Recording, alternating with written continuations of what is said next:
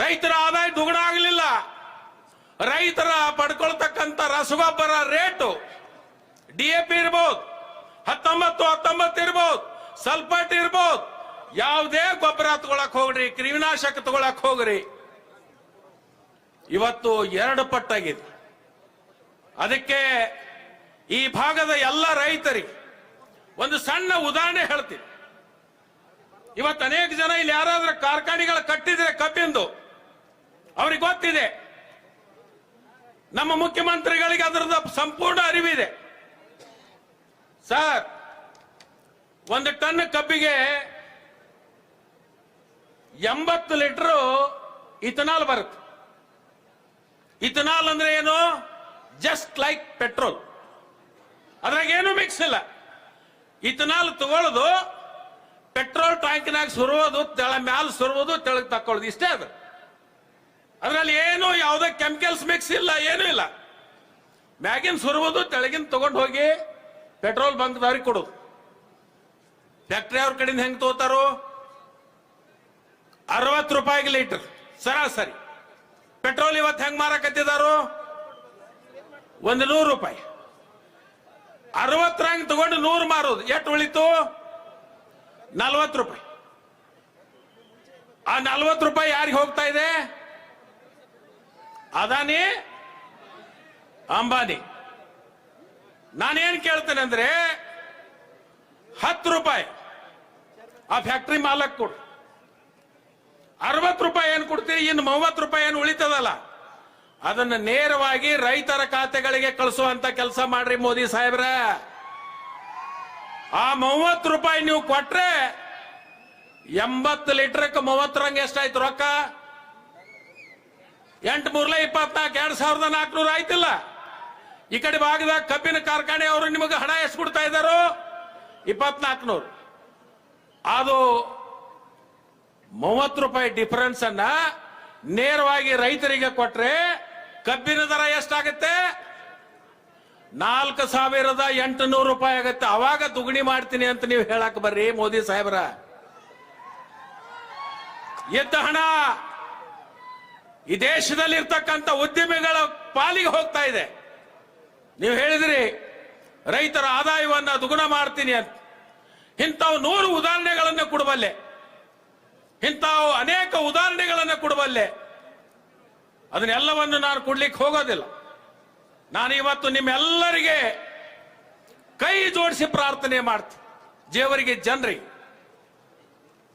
ಮೊನ್ನೆ ನಾವು ಮಾತಾಡ್ತಾ ಇದ್ದೀವಿ, ಕಳೆದ ಚುನಾವಣೆ ಒಳಗ ಜೇವರಿಗೆ ಮತ್ತು ಅಫಜಲ್ಪುರದಲ್ಲಿ ಸುಮಾರು 60,000 ಮತಗಳ ಹಿನ್ನಡೆ ಆಯ್ತು. ಯಾರಿಗೆ? ಮೋದಿ ಸಾಹೇಬರಿಗೆ ಅಲ್ಲ, ನಮ್ಮ ಖರ್ಗೆ ಸಾಹೇಬರಿಗೆ. ಈ ವರ್ಷ ನಮ್ಮ ಖರ್ಗೆ ಸಾಹೇಬರು ರಾಷ್ಟ್ರೀಯ ಅಧ್ಯಕ್ಷ. ಇವತ್ತಿನ ದಿವಸ ಅವರ ಕ್ಷೇತ್ರವನ್ನ ನಾವು ಗೆಲ್ಲಲೇಬೇಕು. ನಾವು ಇವತ್ತು ಈ ಕ್ಷೇತ್ರದಲ್ಲಿ ಕಾಂಗ್ರೆಸ್ ಪಕ್ಷದ ಅಭ್ಯರ್ಥಿಯನ್ನು ಗೆಲ್ಲಿಸಿ ನಾವು ಖರ್ಗೆ ಸಾಹೇಬರಿಗೆ ಒಂದು ತಿಲಕವನ್ನ ಹಚ್ಚುವಂತ ಕೆಲಸವನ್ನ ನಾವು ನೀವೆಲ್ಲ ಕೂಡ ಮಾಡಬೇಕಾಗಿದೆ. ನಾನು ನಿಮ್ಮೆಲ್ಲರಿಗೆ ಮತ್ತೊಮ್ಮೆ ಕೈ ಜೋಡಿಸಿ ಪ್ರಾರ್ಥನೆ ಮಾಡ್ತೀನಿ. ಒಬ್ಬ ಹಿರಿಯ ರಾಜಕಾರಣಿಗಳು ಈ ದೇಶಕ್ಕೆ ತಮ್ಮದೇ ಆಗಿರ್ತಕ್ಕಂಥ ಕೊಡುಗೆಯನ್ನು ಕೊಟ್ಟಿದ್ದಾರೆ. ದೂರದೃಷ್ಟಿ ಇದೆ. ಬಹುತೇಕ ನನಗೆ ಎಲ್ಲ ಗೊತ್ತಿದೆ ಖರ್ಗೆ ಸಾಹೇಬರು. ಯಾಕಂದ್ರೆ 2008ರಿಂದ 2010 ಇಸ್ವಿವರೆಗೆ 2 ವರ್ಷ ಈ ಕಲಬುರಗಿ ಜಿಲ್ಲೆ ಉಸ್ತುವಾರಿ ಸಚಿವರಾಗಿ ಕಾರ್ಯವನ್ನು ಮಾಡಿದ್ವಿ.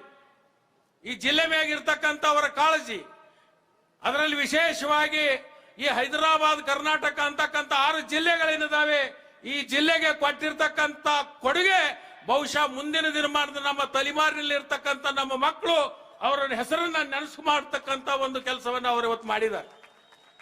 ಅವ್ರು ಮಾಡಿರ್ತಕ್ಕಂಥ ಉಪಕಾರಕ್ಕೆ, ಅವ್ರು ಮಾಡಿರ್ತಕ್ಕಂಥ ಈ ಕ್ಷೇತ್ರದ ಅಭಿವೃದ್ಧಿಗೆ ನಾವೆಲ್ಲರೂ ಕೂಡ ಅತಿ ಹೆಚ್ಚು ಮತಗಳನ್ನ ಕಾಂಗ್ರೆಸ್ ಪಕ್ಷಕ್ಕೆ ಕೊಟ್ಟು ಕಾಂಗ್ರೆಸ್ ಪಕ್ಷದ ಅಭ್ಯರ್ಥಿಯನ್ನ ಗೆಲ್ಲಿಸುವಂತ ಕೆಲಸವನ್ನ ನೀವು ಕೂಡಿ ಮಾಡೋಣ ಅಂತಕ್ಕಂಥ ಮಾತನ್ನ ಈ ಸಂದರ್ಭದಲ್ಲಿ ಹೇಳಿ, ನಾನು ಇಲ್ಲಿಂದ ನಮ್ಮ ಎಂ.ವೈ. ಪಾಟೀಲ್ರನ್ನ ಮತ್ತು ಗುತ್ತೇದಾರ್ ಅಣ್ಣ ಅವ್ರನ್ನ ಕರ್ಕೊಂಡು ನಾನು ಇನ್ನೊಂದು ಕಾರ್ಯಕ್ರಮಕ್ಕೆ ಹೋಗ್ತಾ ಇದ್ದೀನಿ.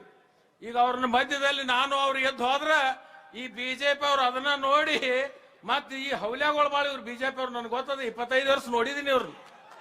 ಲಕ್ಷ್ಮಣ ಸವದಿ ಇಬ್ರು 3 ಮಂದಿ ಮಧ್ಯದಲ್ಲೇ ಎದ್ದು ಹೋದ್ರು ಅಂತ ಹೇಳಿ ನಾಳೆ ಪ್ರಚಾರ ಮಾಡೋ ಪೈಕಿ ನಾನು ಫರೀದಾಬಾದಕ್ಕ ಈಗ ಕಾರ್ಯಕ್ರಮಕ್ಕೆ ಹೋಗ್ತಾ ಇದ್ದೀನಿ. ನಾಳೆ ಬೆಳಿಗ್ಗೆ ಮತ್ತೆ ನಾನು 11 ಗಂಟೆಗೆ ನಂದಿವಾಲಾದಲ್ಲಿ ಬಂದು ನಿಮ್ಮೆಲ್ಲರಿಗೆ ಮತಯಾಚನೆಗೆ ಬರ್ತೀನಿ.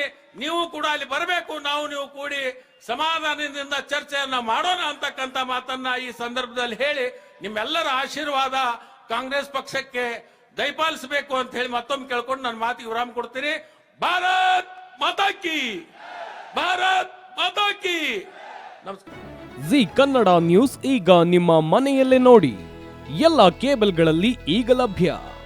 ಸನ್ direct 292, Jio TV 1334, U digital 162, city cable 51, GTPL 17, Abhishek cables 821, rock line telecommunication 51, Shri Basaveshwara number 60, Vinayaka digital number 53, in digital number 896ರಲ್ಲಿ. ನಿಮ್ಮಿಷ್ಟದ ಜಿ ಕನ್ನಡ ನ್ಯೂಸ್ ನೋಡಿ ಆನಂದಿಸಿ.